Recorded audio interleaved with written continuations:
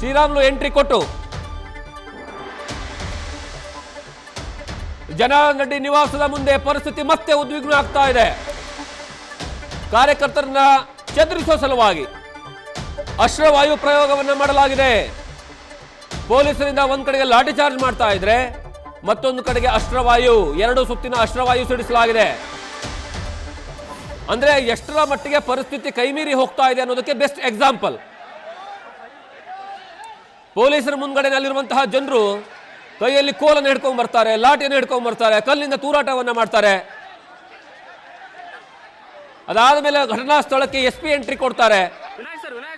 SP entry ಕೊಟ್ಟು ತದನಂತರ ಹೆಚ್ಚಿನ ಪ್ರಮಾಣದಲ್ಲಿ ಪೊಲೀಸರ ಆಗಮನ ಆಗುತ್ತೆ.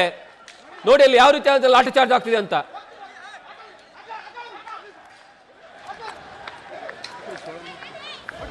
ಎಕ್ಸ್ಕ್ಲೂಸಿವ್ ದೃಶ್ಯಾವಳಿಗಳು, ನೇರ ದೃಶ್ಯಾವಳಿಗಳನ್ನು ನೋಡ್ತಾ ಇದ್ದಾರೆ ನೀವು.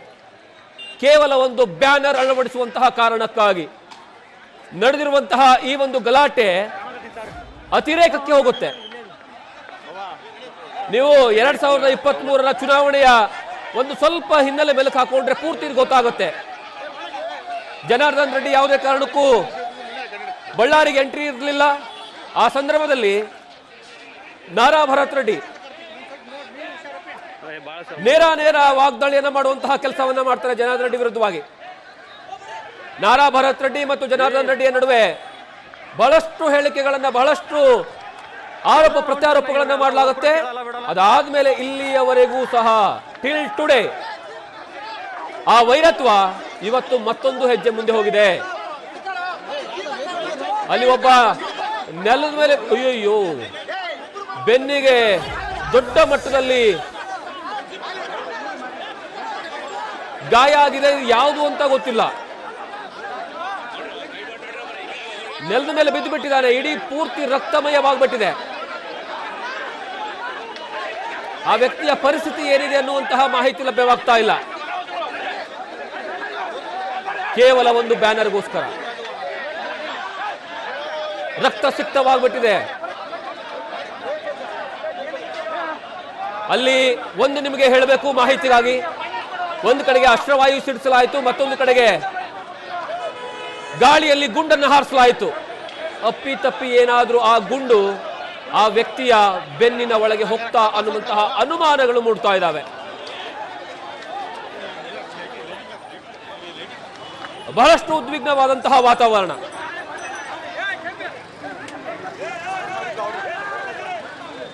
ಯಾರೋ ಮಾಡುವಂತಹ ಯಾರದೋ ರಾಜಕೀಯ ಕಾರಣಕ್ಕಾಗಿ ಅವರ ಕಾರ್ಯಕರ್ತರು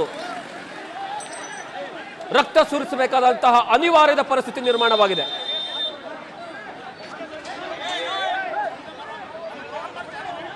ಪರಿಸ್ಥಿತಿ ಮತ್ತಷ್ಟು ಬಿಗಡಾಯಿಸುವ ಹಾಗೆ ಕಾಣಿಸ್ತಾ ಇದೆ. ಪೊಲೀಸರು ಬಹುಶಃ ಅಲ್ಲಿ ಸ್ಥಳೀಯರು ಮಾತನಾಡುವಂತಹ ಆಡಿಯೋವನ್ನ ನೀವು ಐಡೆಂಟಿಫಿಕೇಶನ್ ಅನ್ನ ಮಾಡಿದ್ರೆ, ಅದನ್ನ ಸಮರ್ಪಕವಾಗಿ ಕೇಳಿದ್ರೆ, ನೀವು ಸತ್ತಿರೋರು ಯಾರು ಅನ್ನುವಂತಹ ಪ್ರಶ್ನೆ ಮಾಡ್ತಾ ಇದ್ದಾರೆ. ಅಂದ್ರೆ ಅರ್ಥ ಏನು ಅಂದ್ರೆ ಒಬ್ಬ ವ್ಯಕ್ತಿಯ ಪ್ರಾಣ ಹೋಯ್ತಾ ಅನ್ನುವಂತಹ ಪ್ರಶ್ನೆ ಮೂಡ್ತಾ ಇದೆ.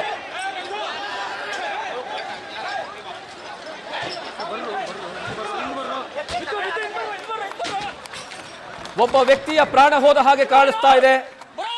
ಒಂದು ದೃಶ್ಯಾವಳಿಗಳಲ್ಲಿ ಅಲ್ಲ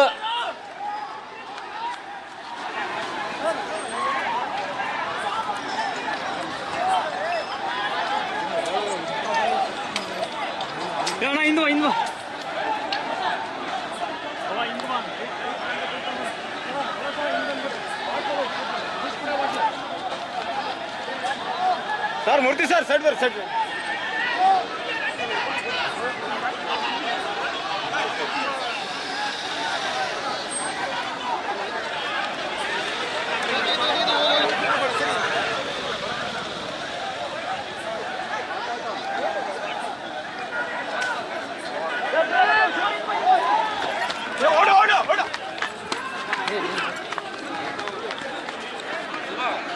चप्पल बिट माना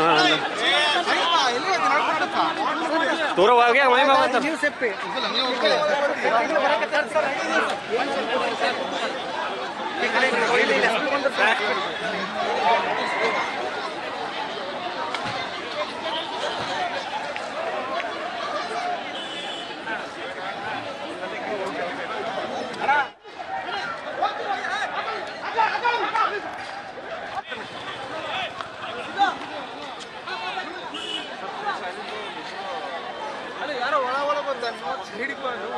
ಹಾಂ